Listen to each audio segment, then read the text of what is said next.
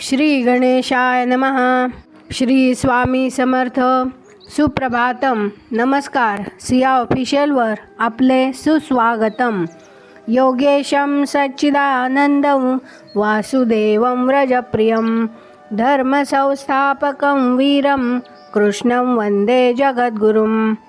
आज आपण महाभारतातल्या पहिल्या खंडातल्या आदिपर्वातले द्रौपदी स्वयंवर पर्व पुढे वाचूया. या पर्वातले वैवाहिक पर्व आता आपण पुढे वाचायला सुरुवात करूया.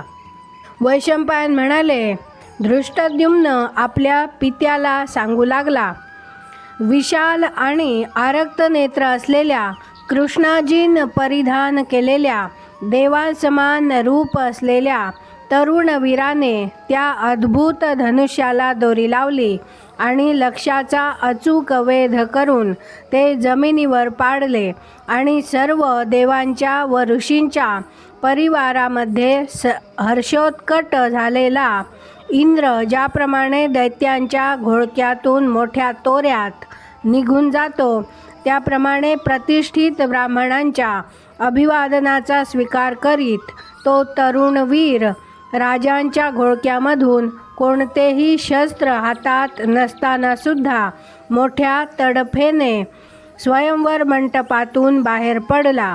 कृष्णेचे त्याने हरण केले हे सहन न झाल्यामुळे कमालीच्या क्षुब्ध झालेल्या राजांनी हल्ला केला असताना सुद्धा त्याची थोडीसुद्धा फिकीर न करता तो तडक बाहेर पडला आणि त्याच्या मागोमाग कृष्णाजीन घेऊन कृष्णा ही निघाली आणि एक खूप मोठे वाढलेले झाड उपटून संतप्त यमराज प्राण्यांचा सत्यानाश करतो त्याप्रमाणे असंख्य राजांचा चोळामोळा करीत दुसरा एक वीर सुद्धा त्याच्या मागोमाग निघाला.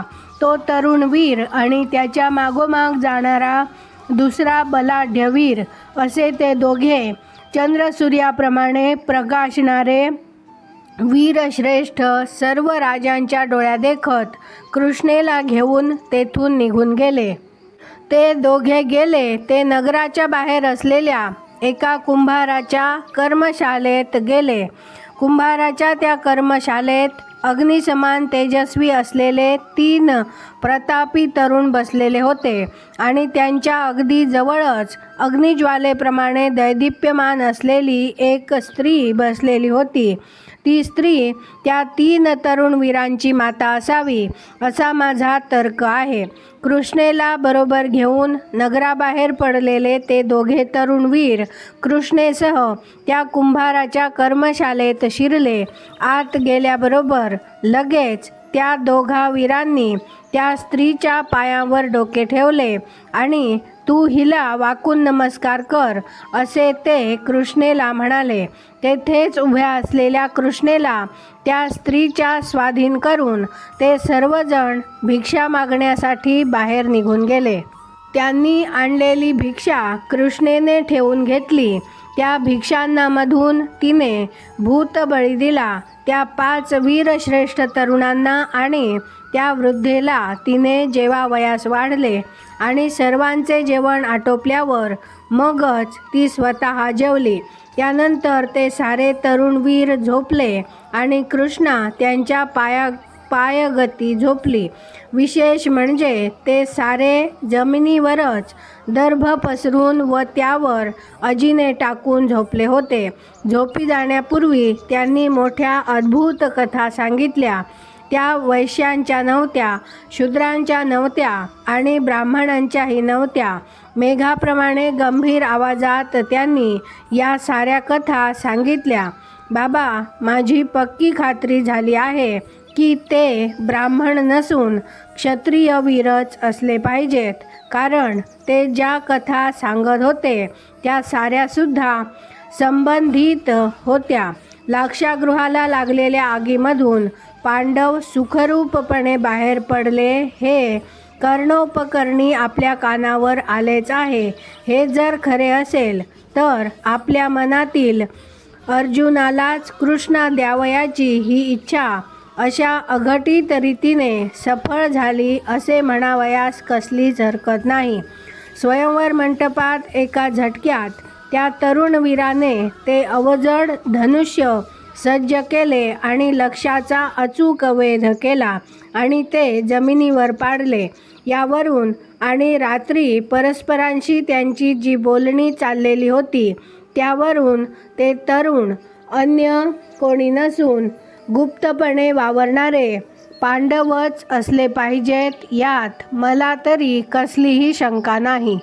धृष्टद्युम्नाचे हे बोलणे ऐकताच राजा द्रुपदाला अपार हर्ष झाला आणि कुंभाराच्या कर्मशाळेत वास्तव्य करणारे ते तरुण खरोखरी कोण आहेत, ते वीर पुरुष पांडवच आहेत की काय याचा नेमका तपास करण्यासाठी त्याने आपल्या पुरोहिताला त्यांच्याकडे धाडले. राजाचा निरोप पुरोहिताने नीट समजावून घेतला आणि तो त्या कुंभाराच्या कर्मशाळेत गेला. त्याने अगोदर पांडवांची यथोचित प्रशंसा केली आणि नंतर द्रुपदाने सांगितलेला निरोप त्याने जसाच्या तसा आणि उलगडून त्यांना सांगितला आणि तो पुढे त्यांना म्हणाला, हे वरार्ह म्हणजे वर देण्यास सर्वथा पात्र असलेल्या वीरांनो, पंचालराज द्रुपद आपणास वर देण्यासाठी उत्सुक झाला आहे. ज्याने लक्ष्याचा वेध केला आणि ते खाली पाडले अशा या वीर पुरुषाला पाहिल्यापासून राजाच्या आनंदाला पारावार राहिलेला नाही. म्हणून आपण सर्व कोण आहात हे यथातथ्य जाणून घेण्याची त्याला उत्कंठा लागून राहिली आहे. म्हणून आपण कोणत्या वर्णाचे आहात ते सांगा आणि आपली कुलपरंपराही कथन करा. शत्रूवर स्पृहणीय विजय संपादन करा आणि माझ्या अंतःकरणाला आनंद द्या. तसेच पंचाल राजाला आणि त्याच्या परिवारालाही संतुष्ट करा. राजा पांडू द्रुपद राजाचा परममित्र होता. इतकेच नव्हे तर तो त्याचा जीव की प्राण होता. आपली कन्या कौरव पांडूने सून करून घ्यावी अशी इच्छा अगदी पहिल्यापासूनच द्रुपदाच्या मनात नित्य होती. हे सुदर्शन वीरांनो, विशाल आणि दीर्घबाहू असलेल्या अर्जुनाने धर्मानुसार आपल्या कन्येचा स्वीकार केला तर तो आपल्यावर फार मोठा उपकार केला असे होईल. दोन्ही कुलांची कीर्ती या योगे वृद्धिंगत होईल. पुण्याची जोड लाभेल आणि मोठे हित साधेल असा विचार द्रुपदाच्या मनात नित्य घोळत असतो. आज आपण इथे थांबूया. पुढची कथा आपण उद्या वाचूया.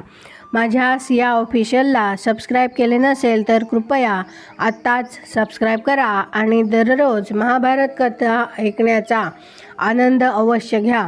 बाजूच्या बेलवर क्लिक करून लाईक करायला विसरू नका. शेअर करा, कमेंट करा आणि राधे राधे लिहायला विसरू नका. धन्यवाद. जय श्री कृष्ण.